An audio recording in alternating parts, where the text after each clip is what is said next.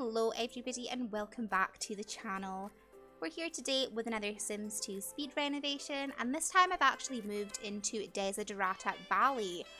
So I have said in a couple of my videos I was starting to get a bit burnt out with building and I just want to play the game. Like, that is what I want to do, I want to play the game. So I decided that I would just renovate as I go. As I need something, I will, change it to my style. And other than that, we'll just leave it until I'm in the sort of mood to do it. Like, I don't want to force myself to renovate something if I'm not having fun with it. So I started just to start my rotations. And the first house I'm going into is the Bell family in Desiderata Valley. This house took me ages. I am not going to lie. Normally when I build, I do my builds all in one sitting. This one I had to take multiple breaks. I really did struggle with this one. The roof was a particular challenge for me, and so was getting the outside to look nice. So there has been a few sort of jump cuts, and I do apologise if there are some more like that in the video, because as I just said, I have had to do this in multiple sittings. I think another thing that didn't really help is when I started this build, it was when I got my first COVID vaccine. And I was so tired after that. I was so tired. So after that, I basically just sort of slept and relaxed the rest of the day. I did some building, but that was about it. And then I just finished it all the next day. Other than that, I didn't have any sort of negative side effects. Like, I didn't have a bad reaction to it or anything. I just had a bit of a sore arm and was sleepy. But I'm quite sleepy anyway. I'm very much a lazy bones. So, it's fine. It is what it is. I am happy I have it, and I'm not that bothered if it makes me need a nap. It's a good excuse. Yeah. In terms of this build, the outside looks a lot different. I have actually shared this build on the Sims 2 Facebook group that I'm in, and someone said that they couldn't even recognize this as the Bell house. And I'm like, well, I like that because I didn't like the Bell house. Like, if it still looked close to the Bell house, I wouldn't have been particularly happy. So the fact they couldn't recognize this does make me happy.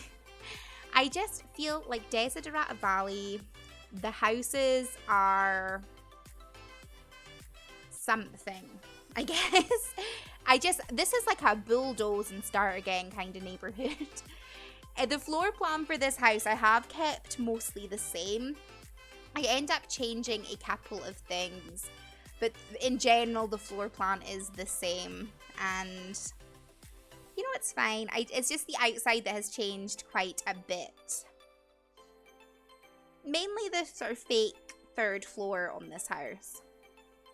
Another thing I really struggled with was the windows in this house. It took me so long to place them in a way that I liked, and it was a whole thing.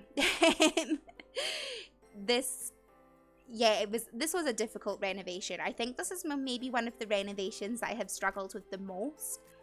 A lot of my renovations do tend to come sort of quite naturally, and I can work through them quite quickly. But this one I really did struggle with. Like, I play around with these windows for so long, and I end up sort of adjusting the shape of Daniel's bathroom, and then being mad because my doors don't fit, and it's a whole thing. I think it's because I couldn't really get things centered in the way that I liked, and I don't know. I struggled.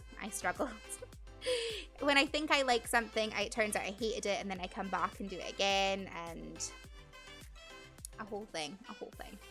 There we go. I finally changed them to the way that I like them now, which we've just cut out completely.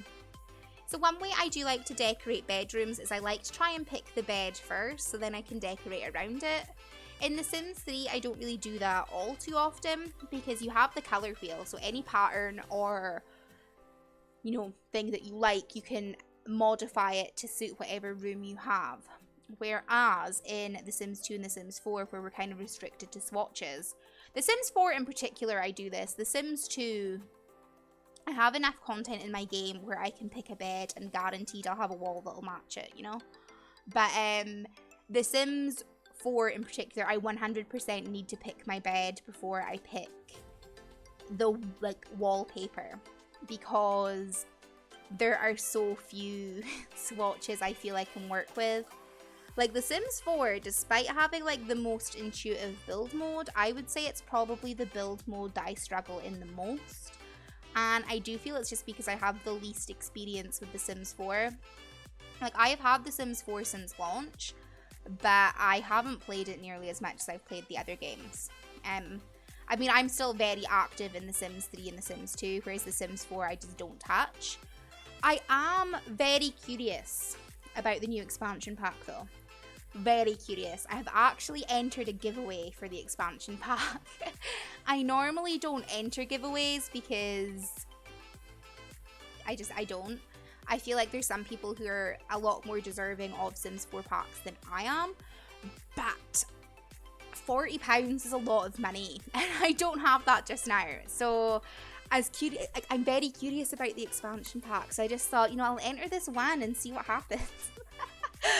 The chances of me winning are very slim, but that is how curious I am about this. I do think that the new expansion pack does sort of lend itself very well to the way that I play. Like, I am a family game player. That is what I enjoy. And one of the things I have struggled with the most in The Sims 4 is I can't play the way that I like. I feel like family gameplay is kind of on the back burner for The Sims 4. The Sims 4 I do see is more of like a young adult simulator. If you want to play as like a young adult, that is absolutely fine. There are so many things your Sims can do. There's so many cute outfits your Sims can wear. Most of the furniture in the game is sort of geared towards young adult. Any other age group is quite ignored. And I don't feel there's a lot of interactions and things between them. Now, I know that there are obviously mods and things you can get to improve certain features of the game that you don't like. And with The Sims 3 and The Sims 2, I don't play either of those vanilla. I used to play The Sims vanilla all the time, just because I had like quite an old laptop when I was, well, not an old laptop, but when I was in university, I didn't have like a gaming laptop, obviously. And the only reason I'm like lucky enough to have one now that I can use is because my boyfriend bought one for Ark and then doesn't play on it, so I've just adopted it. And I've actually uninstalled Ark at this point, and it's just like all my Sims games. But that is, I didn't have a gaming laptop before, so The Sims 3 in particular I couldn't run with mods, so things like NRAS I just couldn't have. And The Sims 2 I only started modding last year. But yes, like I'm used to playing those games vanilla, and I feel like I could probably go back to vanilla if I had to. Like, say for, some unknown reason I could never use this laptop again and I had to use like one of my old ones. I could probably go back to vanilla. I enjoy the base gameplay and the base game mechanics and the sort of vanilla items in the game. The things I have are just fun extras. And I mean, I have a lot of fun with them, but I could probably play vanilla. The Sims 4, I really struggle to play vanilla. I don't find it overly fun unless you have a story you want to tell. And I also find modding The Sims 4 an absolute pain because the game is still being actively patched. Like, every month you have a new update, which is great, obviously, because it's the current gen and the current iteration of The Sims. Like, you want the current version to be actively patched, especially when it is such a buggy, horrible mess. But, kind of lost where I was going there. But yeah, like, since you have to update your mods with every single patch and your custom content and things turns off with every single patch, it is just so tiring. So I feel like I couldn't have as many mods in The Sims 4 as I have in like The Sims 2, for example, because every single one of them would need updated every single month, and I do not have the time nor the patience for that. I will wait until The Sims 4 has finished its life cycle, and then I'll play with all these cool mods. So until then, The Sims 4 just sits on my back burner until I'm good and ready for her. But no, the new pack I do think sounds very interesting. I'm not really all too fussed about like an English themed world because I don't know, it's never something I felt that I've needed. So I mean, it does lend itself very well to like the countryside vibes and things, because, you know, when people think of countryside, they do think of like an English countryside, like a stereotypical English countryside with a wee cottage on a hill and a winding road, you know? Like that is typically what people think of. So, I mean, it lends itself well to it. I'm interested in llamas, and I do really like the sort of cross-pack compatibility between like Nifty Knitting and the llamas. Like you can use llama wool to knit items. I think that is really cool, and that is a thing I am happy that they have included. I think there's going to be some sort of cross functionality between seasons and cottage living, because obviously the calendar has been brought to base game, and you know, you'll be able to plan events and things. And I don't know, I think the pack sounds very good. But I am also quite apprehensive, because every time I think a Sims 4 pack sounds very good, I am always disappointed. I am always disappointed. The last pack I was really excited for was the Sims 4 Paranormal stuff. And that was a stuff pack. So, I mean, being let down by that is kind of okay for the price point. And I do feel like Paranormal is very good value for money. Like, don't get me wrong, Paranormal, exceptional value for money. It is a stuff pack, and it comes with so much plus new gameplay. So, I mean, that, very cool, highly recommend. But I wish they made Paranormal a game pack. Like, that is the kind of thing I would have a lot more fun exploring if it was further fleshed out. And it is what it is, you know? So I just feel that I would have enjoyed it a lot more if they had been able to do more with it.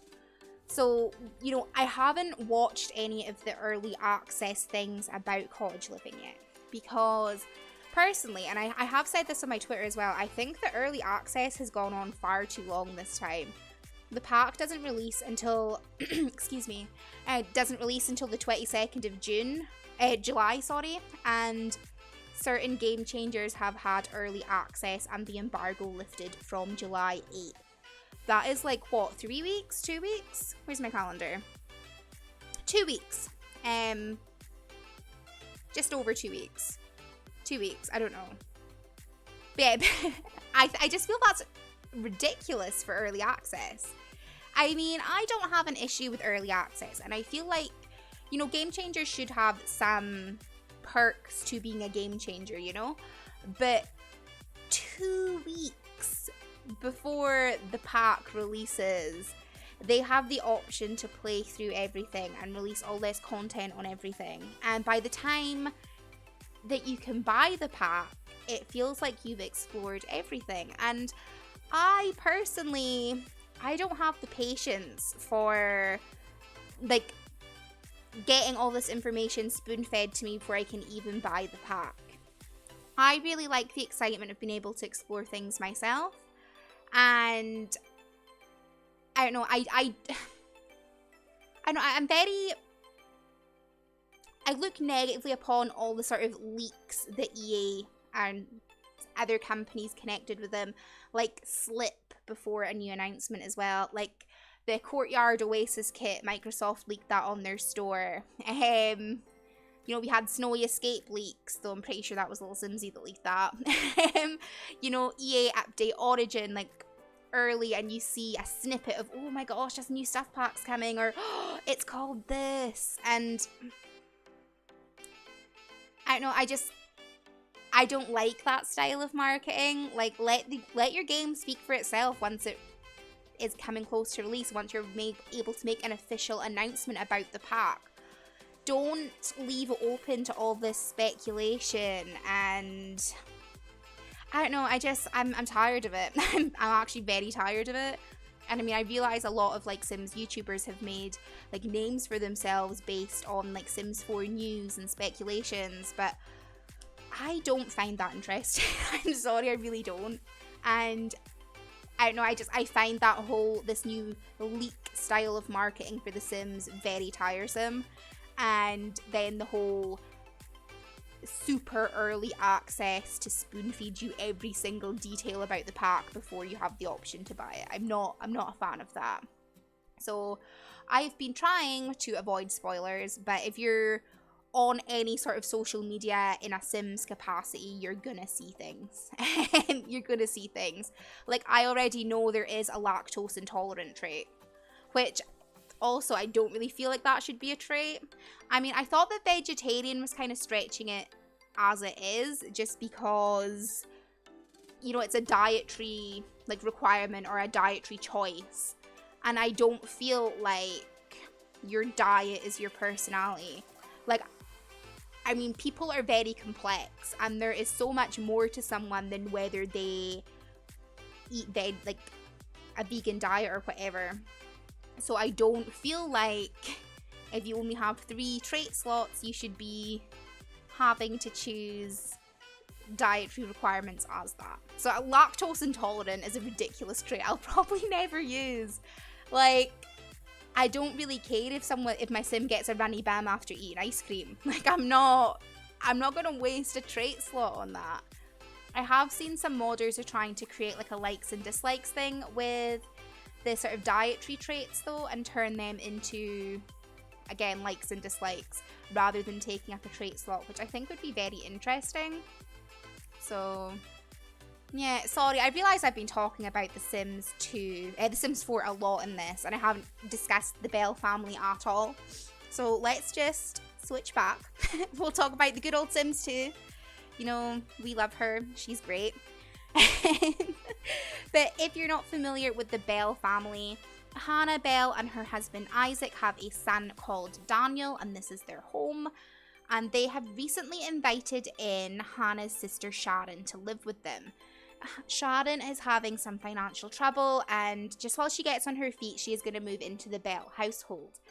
So I am playing in a clean template of Desiderata Valley, and they have had some of their personality things tweaked, so their lifetime wishes make more sense than they did before. So Hannah and Sharon both want to be world-class ballet dancers, and Isaac wants to be a the entertainer, top level career. I'm never sure how to pronounce that, so especially when I can't read it, I can't even like sound it out in my head. But he wants to be a top level entertainer. And then Daniel is like a budding artist, and that's kind of what I've done, you know, with these rooms. So downstairs, when I was building the sort of dance and fitness studio, I want Hannah to turn that into a home business. So we've got the ticket machine outside, which I don't think I recorded me putting down because I wasn't entirely sure what way the ticket machine faced. But we do have a ticket machine, and once I start gameplay, I will be registering this as a home business. So I have already locked the front door and this door that leads from the living room into the dance studio just to the household. Because one thing I hate about home businesses is having random Sims just wandering through your house and eating your food. And oh yeah, here, this is the dance studio. So it's like a dance, fitness, and yoga studio. So I kind of have this story for Hannah, and she's like the older of the 2 sisters, and I feel like with Sharon doing better than her in her career, there's going to be some jealousy going on there. So the kind of story I've built for them so far is Hannah has dreamed of being a ballet dancer since she was young, and, you know, this has always been her life ambition, her goal, blah, blah, blah. And Sharon's always kind of looked up to Hannah. And, you know, when she was having financial trouble and lost her apartment because she wasn't paying the rent or her bills, you know, Hannah took her in and she's helped her consolidate her debts, and, you know, she's helping Sharon get back on her feet. And it's thanks to Isaac, which is Hannah's husband, that Sharon has a job in the dance career as well. And then thanks to joining this new career, Sharon has found out how much she actually really enjoys dance. And then she doesn't want to let her sister down, so she's trying very hard at her career, and she's getting promoted. And she's getting promoted faster than Hannah, and then this is stirring up rivalries with Hannah. So Hannah is upset that her sister's doing better than her in her dream career. And, you know, it's going to cause some controversies and things there. So that's kind of the story that I'm going for with this family. And as I said, I think in my last video, if you're ever curious about my sort of Desiderata Valley gameplay, definitely check it out on my Tumblr. All the posts are tagged as Desiderata Hills. I have rambled for far too long. We're already in the screenshots. I'm just going to wrap this up here. I hope you have enjoyed the video. I hope you have liked the house. Let me know your thoughts. Let me know if you ever played Desiderata or Riverblossom. I love these neighbourhoods. I'm always happy to talk about them. Yeah, I also just love to hear your thoughts. If you have enjoyed the video, please consider leaving a like down below just to feed the algorithm and keep it happy and make YouTube love me. And I will see you guys all in the very next video. Thank you for watching. Bye!